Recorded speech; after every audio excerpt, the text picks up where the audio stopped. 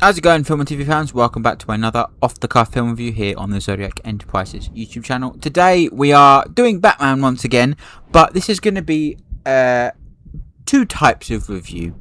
So obviously this is going to be the continuation of the Batman series, where we are looking at Batman Begins, released in 2005, directed by Christopher Nolan and starring Christian Bale as Batman, Liam Neeson as Ra's al Ghul, and Cillian Murphy as Jonathan Crane, aka the Scarecrow. But so what we're going to be doing is we're going to be looking at as a Batman movie, and we'll also be using, this will be the version of the Batman Begins review that you will see in the playlist for the upcoming Christopher Nolan review series that will be coming some point in the future. So if you're watching this video from that, hi, you've probably seen the previous videos in that series. If you're watching from Batman, you've just watched me talk about Batman and Robin, which was fun. And if you did watch that one, you know that I ended that by saying quite a controversial statement that I do think I will stand by, and that I actually find more enjoyment in Batman and Robin than I do in Batman Begins. Shoot me, okay? I don't, but that doesn't mean I hate this movie by any means at all. I think there's a lot of strong things with this movie, and I think Nolan's style of directing is definitely one of them.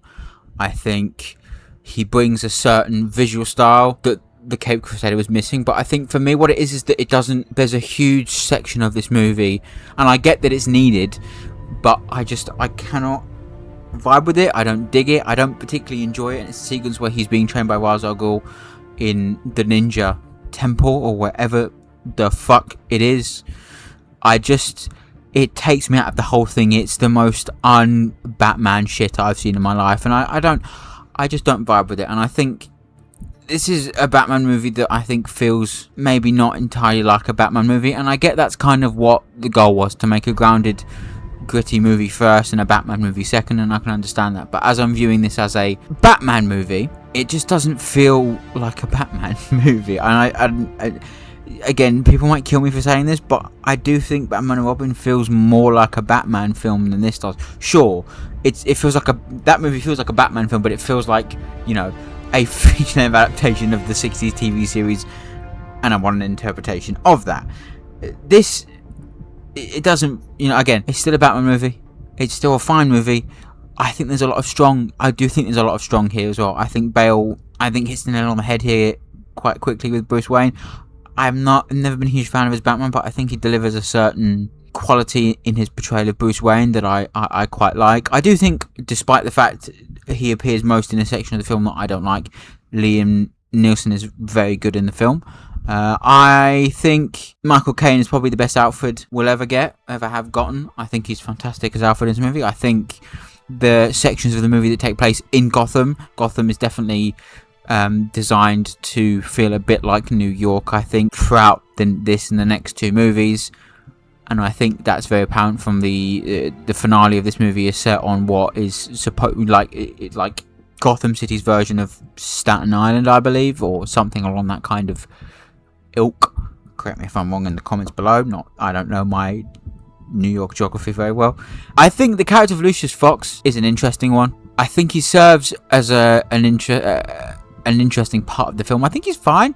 I don't think he's the worst part of the movie at all. And I do think that a lot of people have said that really it's only half a script, because almost all the dialogue is repeated multiple times in the film. And I mean, it's a fine script. I do actually think one of the better performances in this movie, and again, he gets less and less screen time as these movies go on, is actually Cillian Murphy as Scarecrow.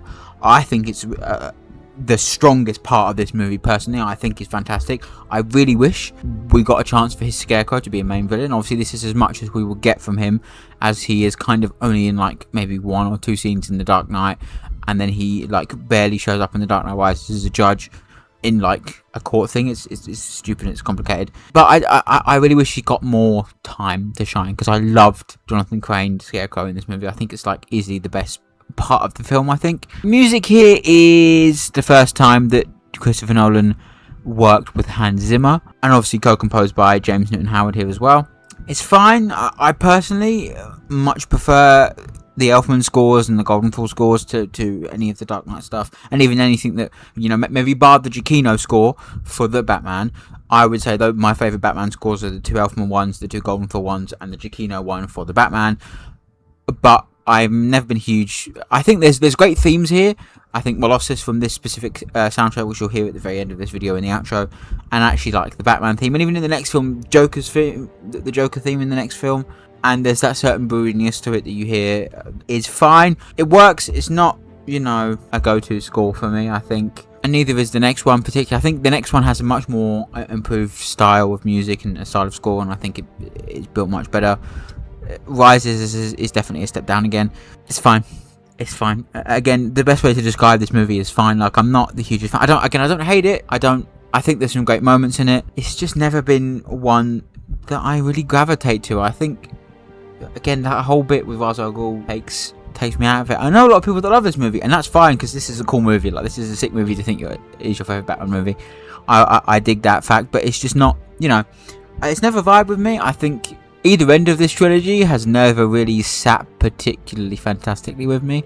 But with Rises, I think there's a certain sophistication to it that I think this one kind of lacks. This one feels a slightly more, I don't want to say immature, but, you know, that's kind of the vibe I'm thinking of, whereas The Dark Knight Rises feels like fulfillment, almost. Like, sure, it's maybe not greatly, it doesn't fully stick the landing, and it's not greatly paced or structured forming, but it's just still, it's a bit more serious than this. I think this is a little bit goofy in parts, and obviously being coming out in 2005, you know, like I said in the previous review, 7 years after the last time we saw Batman properly on the big screen, it's certainly a moment in the history. And again, Batman Begins as a movie is certainly responsible for a lot more outside of just Batman and Nolan as well. It's certainly responsible for being the start of making a lot of franchises more grittier, down to earth and realistic.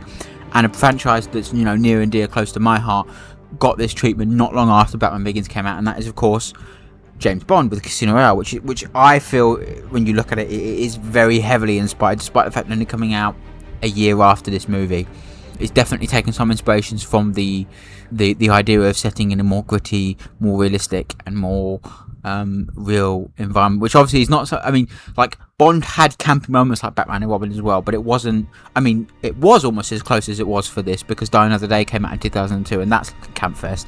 So to have that almost tonal reset in 2006 with Casino Royale, and the same thing with Batman, where Batman and Robin had come out in 1997, and kind of just like, it was too far and too much of the camp, so they needed 7 years to sort of decide to bring it back more realistic. And again, from the Nolan side of things, from the Christopher Nolan perspective, again, I don't think this is one of his better movies either. I think it's lower down on the scale for me personally. I think it's about 3.5 stars. I don't think the writing here is by Nolan and David S. Goya. It's not particularly fantastic for a Nolan movie, and I don't think it's particularly visually fantastic for a Nolan movie either. But I think for me, what strikes me as important to talk about when it comes to the Nolan aspect of this film is that it was so early in his career. Like, up until this point, he had made Following, Memento, and Insomnia, and that's it. Like, that's kind of mad. Like, obviously, like, looking back and looking forward and that kind of thing, that the very reason why he got given this gig was definitely Memento. Memento is, out of those three, the one that definitely is the best, is the one that shined through. It was kind of the base plate for Nolan. It was the one that really put him out there, and Memento is an incredible movie. I've talked about that movie on this channel. But there are some similarities between Memento and the way this movie is not structured, but I think tonally there's some immaturity to Memento as well that is definitely carried over here. And even some of the editing, maybe not the fantasticity of the editing in Memento, but the kind of the style of it is kind of present here. I think Bale's Batman voice here is just awful, but we know this already. And I think the Batsuit is fine, but it's just much better in Dark Knight. Like, we already know this. Like, it's far better in Dark Knight than it is here. And even in Dark Knight Rises, there isn't really much more for me to say about this one. Again, I'm not a hater of this movie. I just don't really dig it, and it's lower down the spectrum for me. I hope you have enjoyed this review of Batman Begins. Join us next time where we're talking about the next one, the next Batman movie and the next Nolan movie in both of those series. The Dark Knight, released in 2008. Thanks so much for watching. Have a wonderful day, and bye-bye for now.